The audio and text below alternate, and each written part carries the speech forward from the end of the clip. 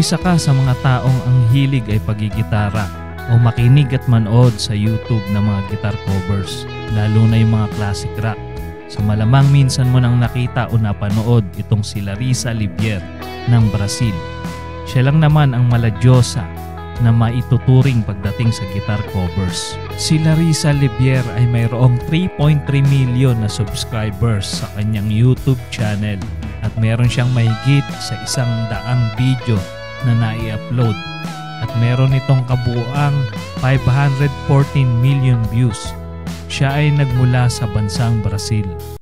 Bago natin ituloy ang kwentuhan, katropa, mag-subscribe ka muna sa ating munting channel bilang suporta sa kagaya nating mga small content creator. Napakalaking tulong nito para sa amin. Maraming salamat.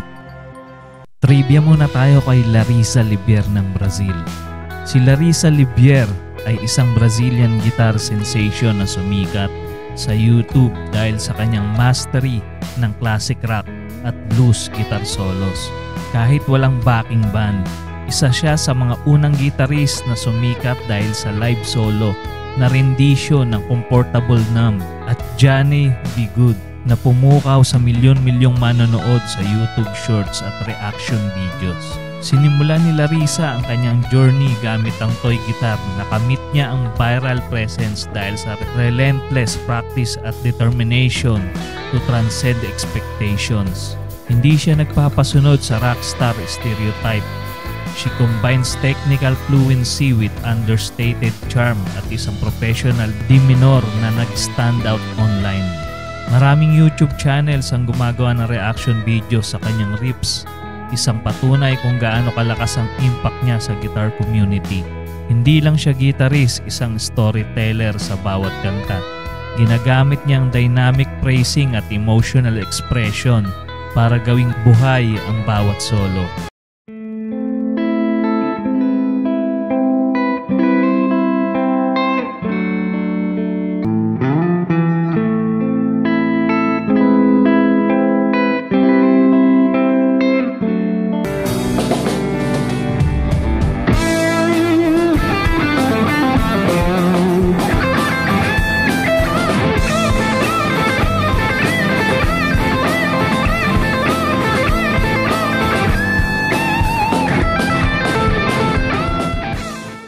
Talagang total package itong si Larissa.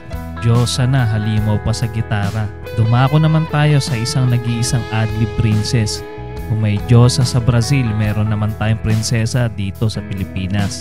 Yan ay si Chen ng bandang Franz Rhythm, ang tinaguriang adlib princess ng Bohol. Sasamantalahin ko na rin ang pagkakataon, mga katropa, upang magpasalamat sa inyo sa walang sawa niyong panonood at pagko-comment, pagla-like sa ating mga video. Maraming salamat sa inyong solid na suporta.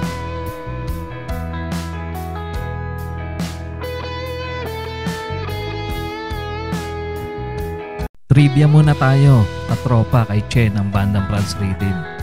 Si Chen ay isa sa mga 3 anak ni Franz ng bandang Franz Rhythm. Kasama niya sina Char at Dude. Sila ay isang family band na nagmula sa Sibilia, Bohol. 2019 nung itinatag nila ang kanilang family band. Sa kasalukuyan ay nag-aaral pa sila Chen, Dude at Char, habang tuloy-tuloy pa din ang kanilang pagiging aktibo sa kanilang channel. Multi-talented performer itong si Chen. Minsan siya din ang lead vocals gaya ni Char.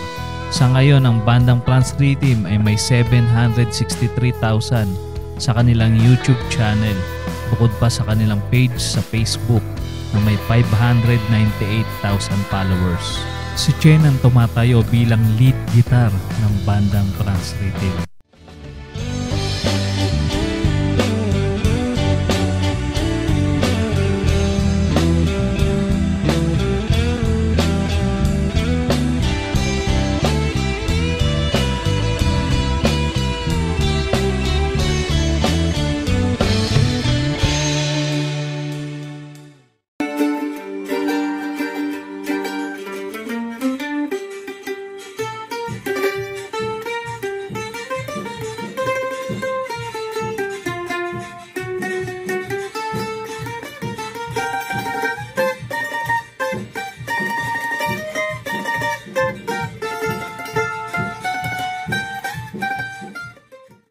marami talagang sumusuporta at humahanga dito kay Chen at sa kanyang family band.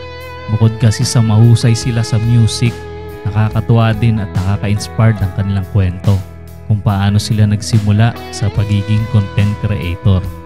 Dati ay kailangan pa nila umakyat ng tuktok ng bundok para lang mai-upload ang mga nagawa nilang video.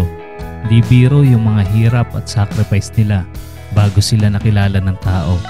Andyan din yung binagyo ang kanilang lugar ng bagyong Odette at halos nasira din yung kanilang lugar, pero hindi sila nakitaan ng pagsuko sa buhay at bagkos lalo silang nagpursige na makaahon sa kahirapan.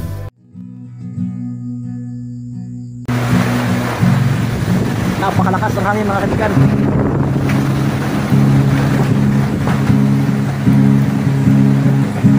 Sira na po yung kusina namin mga kaibigan. Wala pong bubong yung aming lutuan guys, yun o. Wala nang bubong. Sobrang lakas, pinalipad ko ng yero namin dyan. Napakalakas na hangin kung dalag yung bagyong Odette. Alas 7 po ng gabi dito sa amin guys, at ganito malakas ang hangin. Sobrang lakas talaga, super typhoon.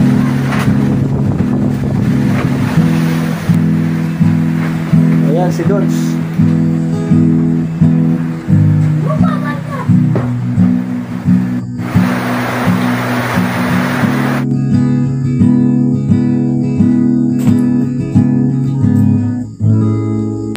Bad, ano to? Ito ang bad. Pagkatapos ulit sa aming lugar po. Ang usap po ang lugar. Ito, tumambad sa amin. Hey, hello. Yan na pala.